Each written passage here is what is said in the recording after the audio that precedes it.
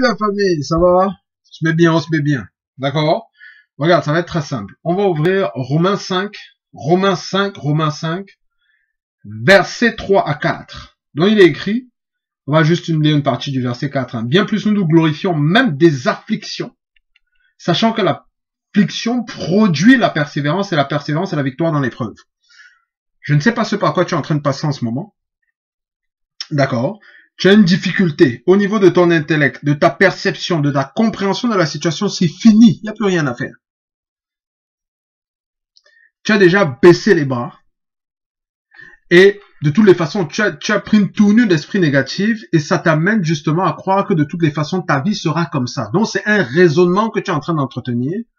Attention. L'homme est comme les pensées de son âme. The way man thinks so he is.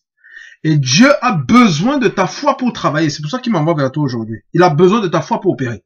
Il a besoin que tu crois. Il te dit que si tu crois, tu verras sa gloire. Le véritable problème, c'est que ta foi est attaquée parce qu'au niveau du visuel, au niveau des sensations, au niveau des perceptions, au niveau de ton intelligence, tu as un blocage.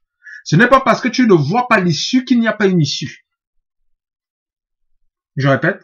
Ce n'est pas parce que tu ne vois pas l'issue qu'il n'y a pas une issue. Ce n'est pas parce que tu es dans une pièce où il n'y a pas de lumière qu'il n'y a pas un interrupteur et une ampoule.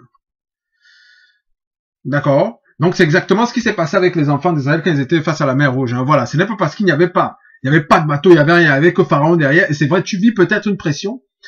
Mais ce que je viens de te dire, c'est quoi? C'est que la pression que tu es en train de subir, d'accord? L'affliction, elle est là pour produire la persévérance. Donc, si tu changes ta perception, si tu regardes au Seigneur, tu vas réaliser que non, il y a une persévérance, c'est possible. C'est ça que je viens de te la communiquer. Je viens de te nourrir avec cela. Je viens de te pousser à regarder au Seigneur, à continuer à croire. D'accord? Ça veut dire quoi? Change simplement ton raisonnement. Au lieu de dire, je suis dans cette situation, c'est fini. Parce que si tu analyses ce qui se passe dans ta tête, peut-être tu as un découragement au niveau émotionnel. Mais ce qui se passe dans ta tête, c'est genre, c'est fini, je ne m'en sortirai pas, c'est foutu et tout. Donc, change ce discours. D'accord? Change ce discours au niveau de ton intelligence et tu vas voir comment ça va nourrir ton âme. Au contraire, tu es au bon endroit. Tu es exactement là où il fallait que tu sois. Parce que là, maintenant, tu es sûr que Dieu va manifester sa gloire. D'accord? Parce qu'il dit quoi? Il dit la persévérance, il dit l'affliction produit la persévérance et la persévérance, la victoire dans l'épreuve. Le raisonnement maintient un raisonnement de victoire. Que de toutes les façons, je ne sais pas comment ça va se faire. Tu peux te dire exactement ce que je suis en train de te dire. Hein? Tu n'as pas besoin de ressentir, tu n'as pas besoin d'avoir la perception. Appuie l'interrupteur. L'interrupteur, c'est ce que je suis en train de te donner. C'est l'intelligence que tu es en train d'utiliser. De toutes les façons, Dieu va faire quelque chose, comme il a l'habitude de faire.